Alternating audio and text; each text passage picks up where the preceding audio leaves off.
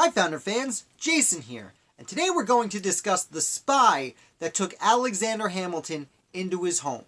Today's subject is a man named Hercules Mulligan. Now you might recognize the name Hercules Mulligan. He's in the play Hamilton that's sweeping the world. He was featured in the show Turn a little bit. He's been in dozens of television and cinematic representations of him have shown up throughout the years. Now, Mulligan was a tailor in New York City, and when all these new taxes started coming from Britain, that included fabrics, and Mulligan needed fabrics to run his tailoring business. So when the prelude to the revolution broke out in New York City, that was violent times. Mulligan was part of that violence.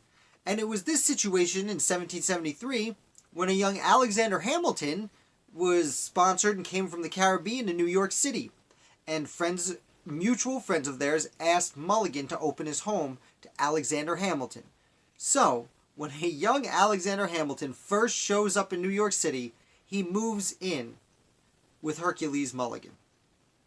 And he's there for a few years and gets the feel of New York and America in the Mulligan household.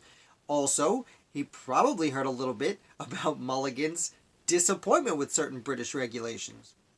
Now that being said, a few years later, after the British are kicked out of Boston and come to New York City, Mulligan remains and works as a tailor.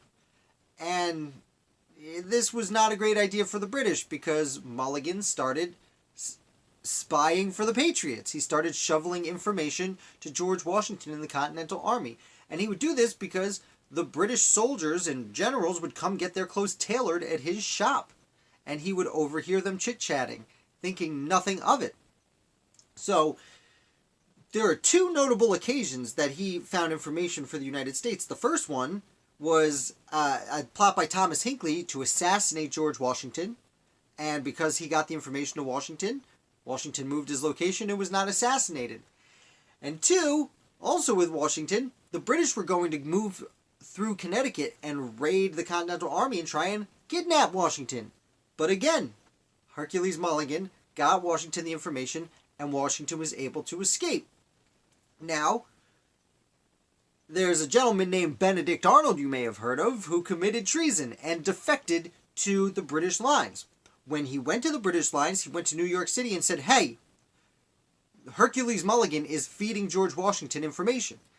And the British said, "Oh, that's who it is. We knew there was a spy feeding him information, but we didn't know who." So the British went and they got Mulligan and said, "Hey, we're interrogating you now." And he got interrogated. But, first of all, Mulligan was very charming and a smooth talker. And second of all, he basically proved, I could not do what you're saying I did because I would have to be in two places at once. And that was true. And therefore, the British let him go because he proved he couldn't have been in two places at once. Now you're thinking, how did he get the information? Well, the answer is simple. Hercules Mulligan owned a slave whose name was Cato. He was the only slave in the family that I'm aware of, or that history is aware of. And he, like many in the North, was kind of part of the family. As I've said before, slaves in New England and parts of New York were treated more like children. Slaves and women were treated like children. They were part of the family that needed to be taken care of. And Cato was loyal to Hercules, and Cato was the one who went and passed on this information. So Mulligan wasn't in two places at once. He had a teammate. And before you get too hard up on Mulligan for owning a slave, Mulligan would later be one of the founders of the New York Manumission Society, which is the one that pushed for and eventually got slavery to be illegal in New York State.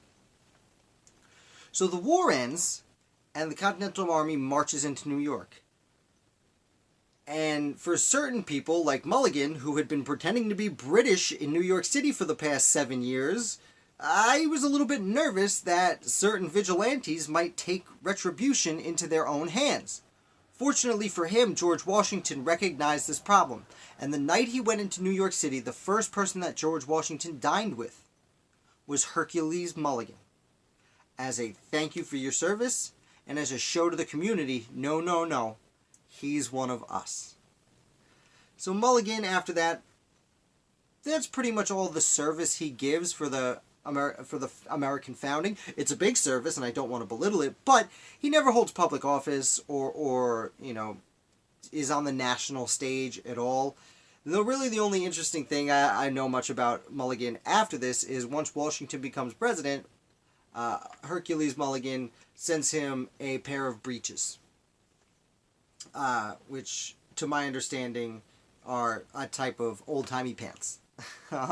Which I know that's not a great description. Please don't get mad at me. Just leave in the comments your description of breeches. And he did send Washington a pair of breeches because he couldn't find ones that compared with the quality craftsmanship of one Hercules Mulligan. So that is the story of Hercules Mulligan. If you enjoyed this video, please hit like. If you are new here and you'd like to see more videos, I put them out all the time, please hit subscribe. And I will come back at you with a new video tomorrow.